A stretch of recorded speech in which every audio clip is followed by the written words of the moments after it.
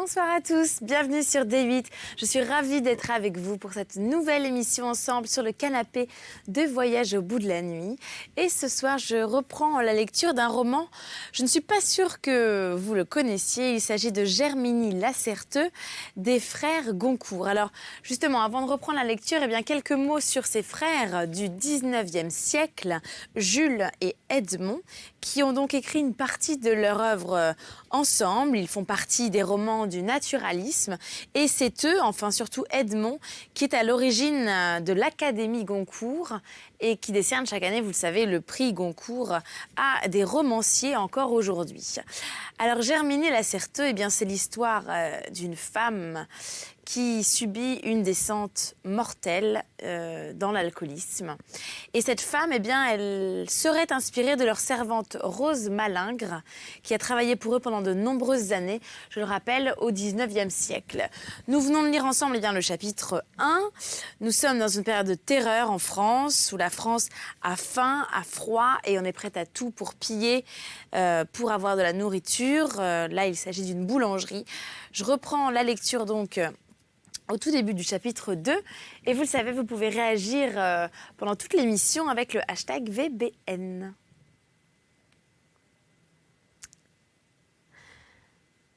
La République en était au souper patriotique, à ces repas de toute une rue dans la rue, dont Mademoiselle de Varandeuil, dans ses souvenirs brouillés, qui mêlaient leur terreur, voyait les tables rue pavée, le pied dans le ruisseau de sang de septembre, sorti de la force. Ce fut à un de ces soupers que Monsieur de Varandeuil eut une invention qui acheva de lui assurer la vie sauve. Il raconte à deux de ses voisins de table, chauds patriotes, dont l'un était lié avec Chaumette, qu'il se trouvait dans un grand embarras, que sa fille n'avait été condoyée, qu'elle manquait d'état civil, qu'il serait bien heureux si Chaumette voulait la faire inscrire sur les registres de la municipalité et l'honorer d'un nom choisi par lui dans le calendrier républicain de la Grèce ou de Rome. Chaumette fixait bientôt un rendez-vous à ce père qui était si bien à la hauteur, comme on disait alors. Séance tenante, on faisait entrer Mademoiselle de Varandeuil dans un cabinet où elle trouvait deux matrones chargées de s'assurer de son sexe et auxquelles elle montrait sa poitrine. On la ramenait alors dans la grande salle des déclarations. Et là, après une allocution métaphorique, Chaumette la baptisait Sempronie, un nom que l'habitude devait conserver à Mademoiselle de Varandeuil et qu'elle ne quitta plus. Un peu couverte et rassurée par là, la famille traversa les terribles jours qui précédèrent la chute de Robespierre. Enfin, arrivé le 9 Thermidor et la délivrance. Mais la pauvreté restait grande et présente au logis. On avait vécu tout ce temps de la Révolution. On allait vivre tout le misérable temps du directoire, qu'avec une ressource, bien entendu. Un agent de Providence envoyé par la folie. Les deux enfants et le père n'avaient guère subsisté qu'avec le revenu de 4 actions du vaudeville. Un placement que M. de Varandeuil avait eu l'inspiration de faire en 1791 et qui se trouve à être la meilleure affaire de ces années de mort, où l'on avait besoin d'oublier la mort tous les soirs, de ces jours suprêmes où chacun voulait rire de son dernier rire à la dernière chanson. Bientôt, ces actions, se joignant au recouvrement de quelques créances, donnèrent mieux que du pain à la famille. La famille sortait alors des combles de l'hôtel du Petit Charolais et prenait un petit appartement dans le Marais, rue de Chaume. Du reste, rien n'était changé aux habitudes de l'intérieur. La fille continuait à servir son père et son frère. Monsieur de Varandeuil s'était peu à peu accoutumé à ne plus en voir en elle que la femme de son costume et de l'ouvrage qu'elle faisait. Les yeux du père ne voulaient plus reconnaître une fille sous l'habit et les basses occupations de cette servante. Ce n'était plus quelqu'un de son sang, quelqu'un qui avait l'honneur de lui appartenir. C'était une domestique qu'il avait là, sous la main. Et son égoïsme se fortifiait si bien dans cette dureté et cette idée. Il trouvait tant de commodités à ce service filial, affectueux, respectueux et ne coûtant rien, qu'il eut toutes les peines du monde à y renoncer plus tard, quand un peu plus d'argent fit retour à la maison. Il fallut des batailles pour lui faire prendre une bonne qui remplaçait son enfant et épargna à la jeune fille les travaux les plus humiliants de la domesticité. On était sans nouvelles de Madame de Varandeuil, qui s'était refusée à venir retrouver son mari à Paris pendant les premières années de la Révolution. Bientôt, l'on apprenait qu'elle s'était remariée en Allemagne, en produisant comme l'acte de décès de son mari, l'acte de décès de son beau-frère guillotiné, dont le prénom avait été changé. La jeune fille grandit donc, abandonnée, sans caresse, sans autre mère qu'une femme morte, à tous les siens et dont son père lui enseignait le mépris. Son enfance s'était passée dans une anxiété de tous les instants, dans les privations qui rognent la vie, dans la fatigue d'un travail épuisant, ses forces d'enfant malingres, dans une attente de la mort qui devenait à la fin une impatience de mourir. Il y avait eu des heures où la tentation était venue à cette fille de 13 ans de faire comme les femmes de ce temps, d'ouvrir la porte de l'hôtel et de crier dans la rue « Vive le roi !» pour en finir. Sa jeunesse continuait, son enfance avec des ennuis moins tragiques. Elle avait à subir les violences d'humeur, les exigences, les âpretés, les tempêtes de son père, un peu maté et contenu jusque-là par le grand orage du temps. Elle restait vouée aux fatigues et aux humiliations d'une servante. Elle demeurait comprimée et rabaissée, isolée auprès de son père, écartée de ses bras, de ses baisers, le cœur gros et douloureux de vouloir aimer et de n'avoir rien à aimer. Elle commençait à souffrir du vide et du froid que fait autour d'une femme une jeunesse qui n'attire pas et ne séduit pas, une jeunesse déshéritée de beauté et de grâce sympathique. Elle se voyait inspirer une espèce de commisération avec son grand nez, son teint jaune, sa sécheresse, sa maigreur. Elle se sentait laide et d'une laideur pauvre dans ses misérables costumes, ces tristes robes de lainage qu'elle faisait elle-même et dont son père lui payait l'étoffe en rechignant. Elle ne put obtenir de lui une petite pension pour sa toilette qu'à l'âge de 35 ans.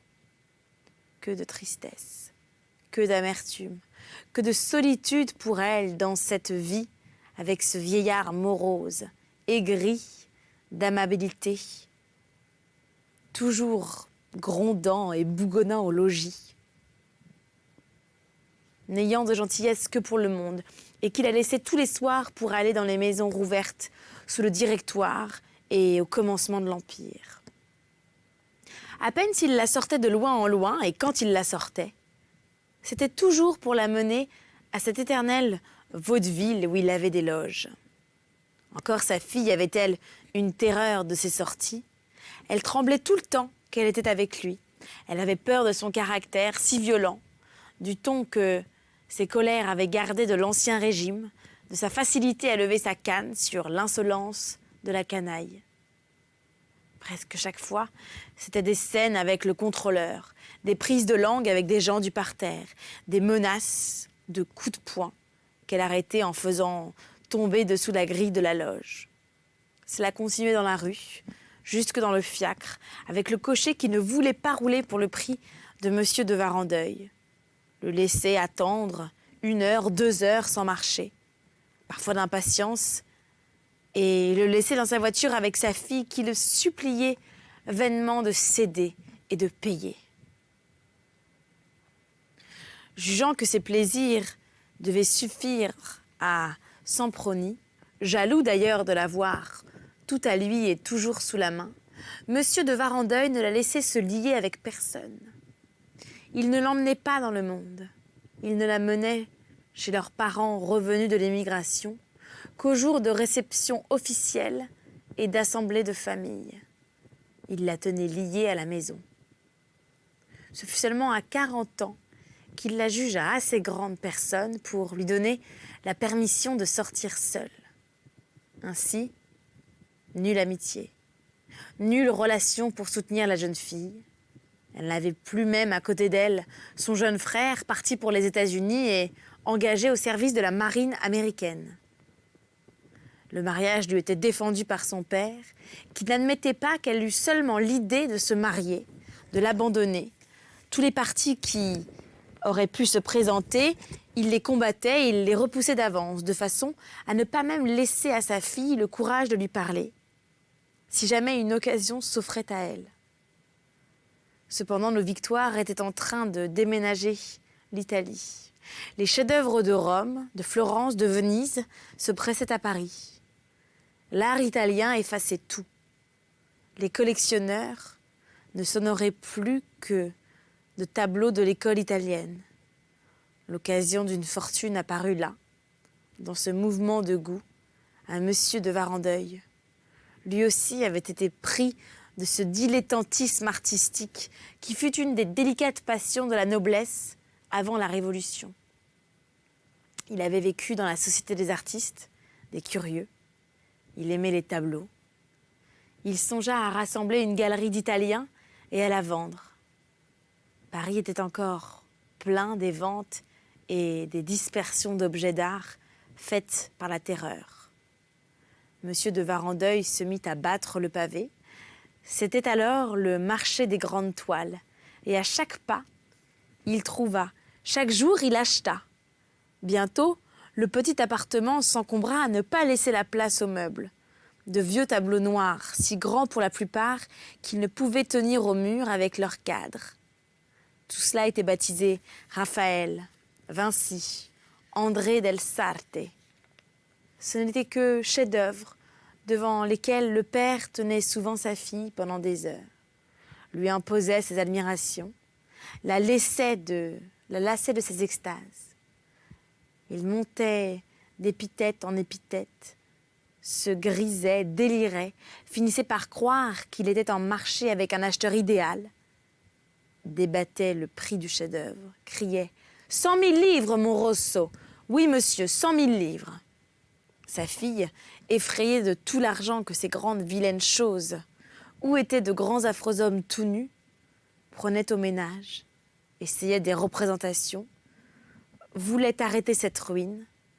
Monsieur de Varandeuil s'emportait, s'indignait en homme honteux de trouver si peu de goût dans son sang, lui disait que plus tard, ce serait sa fortune qu'elle verrait s'il était un imbécile. À la fin, elle le décidait à réaliser. La vente eut lieu. Ce fut un désastre. Un des plus grands écroulements d'illusions qu'ait vu la salle vitrée de l'hôtel Buyon, blessé à fond, furieux de cet échec qui n'était pas seulement une perte d'argent, un accroc à sa petite fortune, mais une défaite du connaisseur, un soufflet donné à ses connaissances sur la joue de ses Raphaël. Monsieur de Varandeuil déclara à sa fille qu'ils étaient désormais 3, pauvres, et surtout trop pauvres pour rester à Paris, et qu'il fallait aller vivre en province.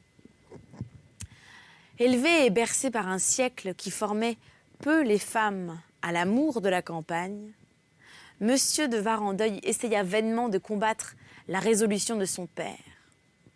Elle fut obligée de le suivre, où il voulait aller, et de perdre, en quittant Paris, la société, l'amitié de 2 jeunes parentes auxquelles, dans de trop rares entrevues, elle s'était à demi ouverte et dont elle avait senti le cœur venir à elle comme à une sœur aînée. C'était à l'Isle-Adam que Monsieur de Varandeuil louait une petite maison. Il se trouvait là, près d'anciens souvenirs, dans l'air d'une ancienne petite cour, à proximité de 2 ou 3 châteaux qui commençaient à se repeupler et dont il connaissait les maîtres. Puis, sur cette terre des Conti, était venu s'établir, depuis la Révolution, un petit monde de gros bourgeois, de commerçants enrichis. Le nom de Monsieur de Varandeuil sonnait haut à l'oreille de tous ces braves gens. On le saluait très bas, on se disputait l'honneur de la voir. On écoutait, respectueusement, presque religieusement, les histoires qu'il contait de l'ancienne société. et flatté, caressé, honoré comme un reste de Versailles, il avait le haut bout et la place d'un seigneur dans ce monde. Quand il dînait chez Madame Mutel, une ancienne boulangère, riche de 40 000 livres de rente, la maîtresse de maison se levait de table en robe de soie pour aller frire elle-même les salsifis. Monsieur de Varandeuil ne les aimait que de cette façon. Mais ce qui avait décidé avant tout la retraite de Monsieur de Varandeuil à l'Isle-Adam, ce n'était point ses agréments, c'était un projet. Il était venu chercher le loisir d'un grand travail. Ce qu'il n'avait pu faire pour l'honneur et la gloire de l'art italien par sa collection, il voulait le faire par l'histoire. Il avait appris un peu d'italien avec sa femme. Il se mit en tête de donner la vie des peintres de Vasari au public français, de le traduire en se faisant aider par sa fille, qui toute petite avait entendu parler italien à la femme de chambre de sa mère et retenu quelques mots. Il enfonça la jeune fille dans Vasari, enferma son temps et sa pensée dans les grammaires, les dictionnaires, les commentateurs, tous les scholiastes de l'art italien. Le tint voûté sur l'ingrat travail, sur l'ennui et la fatigue de traduire des mots à tâtons. Tout le livre retomba sur elle, quand il lui avait taillé sa besogne, la laissant en tête à tête avec les volumes reliés en velin blanc. Il partait se promener, rendait des visites aux environs, allait jouer dans un château ou dîner chez les bourgeois de sa connaissance, auxquels il se plaignit pathétiquement de l'effort et du labeur que lui coûtait l'énorme entreprise de sa traduction. Il rentrait, écoutait la lecture du morceau traduit, faisait ses observations, ses critiques, dérangeait une phrase pour y mettre un contresens que sa fille ôtait quand il était parti. Puis il reprenait sa promenade, ses courses, comme un homme qui a bien gagné sa journée, portant haut, marchant, son chapeau sous le bras en fins escarpins, jouissant de lui-même, du ciel, des arbres, du dieu de Rousseau, doux à la nature et tendre aux plantes.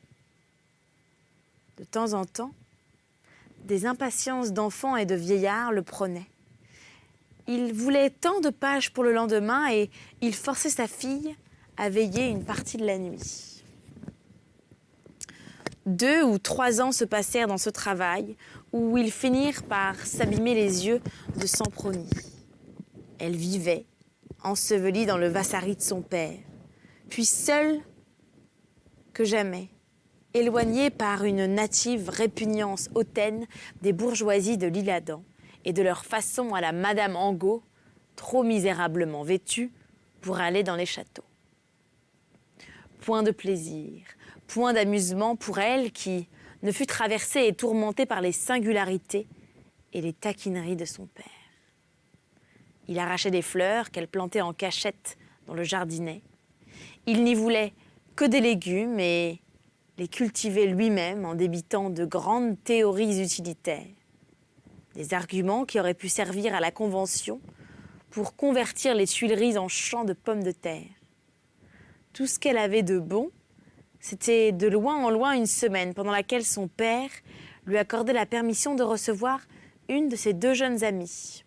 Une semaine qui aurait été 8 jours de paradis pour Sempronnie, si son père n'en avait empoisonné les joies, les distractions, les fêtes, avec ses manies toujours menaçantes, ses humeurs toujours armées, des difficultés à propos d'un rien, d'un flacon d'eau de Cologne que Sempronnie demandait pour la chambre de son ami, d'un entremets pour son dîner, d'un endroit où elle voulait la mener.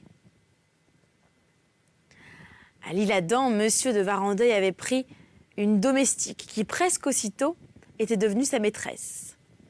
De cette liaison, un enfant était né, que le père, dans le cynisme de son insouciance, avait l'impudeur de faire élever sous les yeux de sa fille. Avec les aînés, cette bonne avait pris pied dans la maison. Elle finissait par gouverner l'intérieur, le père et la fille. Un jour arriva où Monsieur de Varandeuil voulut la faire asseoir à sa table et la faire servir par Sempronnie. C'en était trop. Mademoiselle de Varandeuil se révolta sous l'outrage et se redressa de toute la hauteur de son indignation. Sourdement, silencieusement dans le malheur, l'isolement, la dureté des choses et des gens autour d'elle, la jeune fille s'était formée une âme droite et forte. Les larmes l'avaient trempée au lieu de l'amollir. Sous la docilité et l'humilité filiale, sous l'obéissance passive, sous une douceur apparente, elle cachait un caractère de fer, une volonté d'homme, un de ces cœurs que rien ne plie et qui ne fléchissent pas. À la bassesse que son père exigeait d'elle, elle se releva. Sa fille ramassa toute sa vie, lui en jeta en un flot de paroles la honte et le reproche à la face et finit en lui disant que si cette femme ne sortait pas de la maison, le soir même, ce serait elle qui en sortirait et que, Dieu merci, elle ne serait pas embarrassée de vivre n'importe où avec les goûts simples qu'il lui avait donnés. Le père, stupéfait et tout abasourdi de la révolte, cédait et renvoyait la domestique, mais il gardait à sa fille une lâche rancune du sacrifice qu'elle lui avait arraché. Son ressentiment se trahissait en mots aigres, en paroles agressives, en remerciements ironiques, en sourires d'amertume. Semproni le soignait mieux, plus doucement, plus patiemment, pour toute vengeance. Une dernière épreuve attendait son dévouement. Le vieillard était frappé d'une attaque d'apoplexie qui lui laissait tout un côté du corps raidi et mort, une jambe boiteuse, l'intelligence endormie avec la conscience vivante de son malheur et de sa dépendance vis-à-vis de sa fille. Alors, tout ce qu'il y avait de mauvais au fond de lui s'exaspéra et se déchaîna. Il eut des férocités d'égoïsme, sous le tourment de sa souffrance et de sa faiblesse. Il devint une espèce de fou méchant. Mademoiselle de Varandeuil voua ses jours et ses nuits à ce malade, qui semblait lui en vouloir de ses attentions, être humilié de ses soins comme d'une générosité et d'un pardon, souffrir au fond de lui de voir toujours à ses côtés, infatigable et prévenante, cette figure du devoir. Et c'est ainsi que se termine notre épisode en compagnie des frères Goncourt pour Germigny Lacerteux. Je poursuivrai cette lecture dès notre prochain voyage. Alors d'ici là, vous pouvez réagir avec moi avec le hashtag VBN. Vous le savez, j'attends vos commentaires, vos coups de cœur. Si vous avez une envie de lecture, c'est le moment de me la dire et j'essaierai d'avoir les droits pour vous la lire ici sur ce canapé. Vous pouvez également me retrouver sur mon blog tous les jours, somethingaboutVictoria.com. Merci à vous pour votre fidélité. Je vous souhaite une très belle journée sur D8. Bonne nuit à ceux que j'ai épuisés et bon réveil aux autres. Je vous embrasse et à bientôt.